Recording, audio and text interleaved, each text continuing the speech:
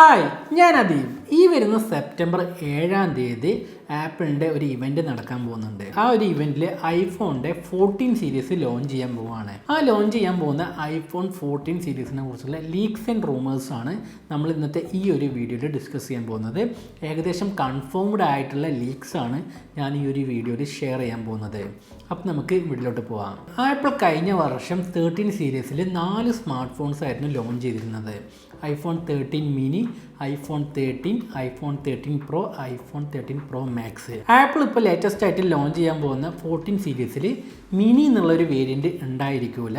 അതിന് പകരമായിട്ട് മാക്സ് വേരിയൻ്റാണ് അവർ കൊണ്ടുവരാൻ പോകുന്നത്. ടോട്ടലായിട്ട് ഇത്തവണ 4 വേരിയൻസാണ് വരാൻ പോകുന്നത്. മിനി വേരിയൻ്റ് ഉണ്ടായിരിക്കില്ല. അതിന് പകരമായിട്ട് iPhone 14, പിന്നെ അതിൻ്റെ ഒരു മാക്സ് വേരിയൻറ്റ്, ലാർജർ ഡിസ്പ്ലേ ഉള്ള ഒരു വേരിയൻ്റാണ് മാക്സ് വേരിയൻറ്റ്. iPhone 14 മാക്സ്, പിന്നെ യൂഷ്വലായിട്ട് ലോഞ്ച് ചെയ്യാറുള്ള iPhone 14 Pro, iPhone 14 Pro Max എന്നിങ്ങനെ 4 മോഡൽസാണ് ഇത്തവണ വരാൻ പോകുന്നത്. iPhone 13 സീരീസിൽ കൊടുത്ത പോലത്തെ നോച്ച് ഡിസ്പ്ലേ തന്നെ ആയിരിക്കും ഐഫോണിൻ്റെ 14ലും 14 മാക്സിലും വരാൻ പോകുന്നത്. പ്രോ വേരിയൻസിൽ നോക്കുകയാണെങ്കിൽ ഐ ഷേപ്പ്ഡ് നോച്ചാണ് വരാൻ പോകുന്നത്.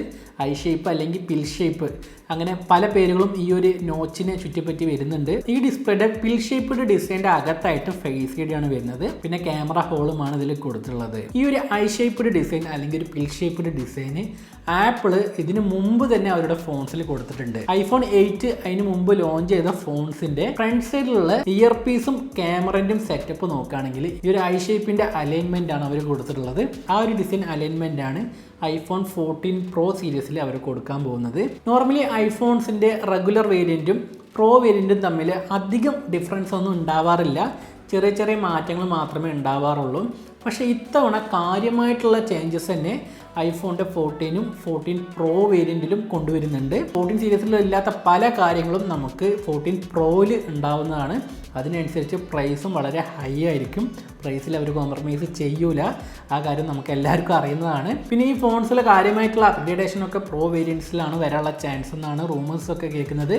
അപ്പോൾ നമുക്ക് ഇതിൽ വരാൻ പോകുന്ന ഫീച്ചേഴ്സിനെ കുറിച്ചൊക്കെ പറയാം. പ്രോ വേരിയൻറ്റിലെ ആപ്പിളിൻ്റെ ലേറ്റസ്റ്റ് പ്രൊസസ്സറായ A16 ബയോണിക് ചിപ്പ് ആയിരിക്കും വരാൻ പോകുന്നത്. 14 മാക്സിൽ നോക്കുകയാണെങ്കിൽ കഴിഞ്ഞ വർഷം ലോഞ്ച് ചെയ്ത A15 ബയോണിക് ചിപ്പ് ആയിരിക്കും എന്നാണ് റൂമേഴ്സൊക്കെ കേൾക്കുന്നത്.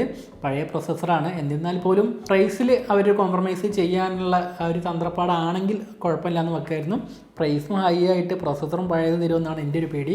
പിന്നെ ഞാനെന്തിനാണ് പേടിക്കുന്നത്? ഞാൻ വാങ്ങുന്നൊന്നുമില്ലല്ലോ. ആരെങ്കിലുമൊക്കെ പേടിച്ചോട്ടല്ലേ.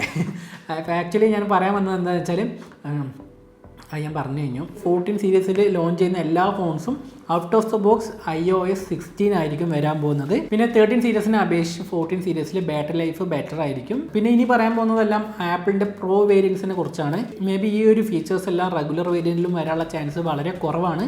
എന്നിരുന്നാൽ പോലും ആ ചാൻസ് നമുക്ക് വിട്ട് കളയാൻ പറ്റില്ല. ഞാൻ ഈ പ്രോ വേരിയൻസിൽ വരാൻ പോകുന്ന ഫീച്ചേഴ്സിനെ കുറിച്ച് പറയാം. iPhone 13 ഇറങ്ങിയ സമയത്ത് നമുക്ക് എല്ലാവർക്കും അറിയായിരുന്നു സാറ്റലൈറ്റ് കണക്ടിവിറ്റിൻ്റെ ഒരു ഫീച്ചർ iPhone 13 ഉണ്ടാവും എന്നുള്ള കാര്യമൊക്കെ നമ്മൾ ഒരുപാട് കേട്ടതാണ്. പക്ഷേ ആപ്പിൾ 13 സീരീസിൽ അത് കൊടുത്തിട്ടില്ല. ഇത്തവണ 14 സീരീസ് ലോഞ്ച് ചെയ്യുന്ന സമയത്തെങ്കിലും സാറ്റലൈറ്റ് കമ്മ്യൂണിക്കേഷൻ്റെ ഫെസിലിറ്റി അതിൽ ഉണ്ടായിരിക്കും എന്നാണ് കേൾക്കുന്നത്.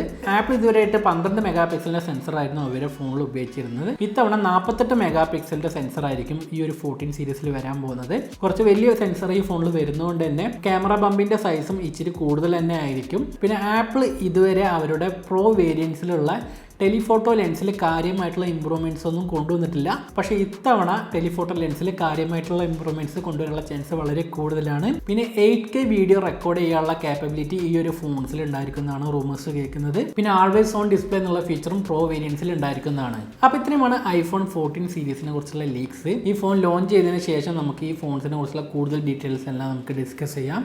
അപ്പോൾ നമുക്ക് ഈ ഒരു വീഡിയോ ഇവിടെ വെച്ച് അവസാനിപ്പിക്കുകയാണ്. ഈ വീഡിയോ നിങ്ങൾക്ക് ഇഷ്ടമായിട്ടുണ്ടാകുമെന്ന് പ്രതീക്ഷിക്കുന്നു.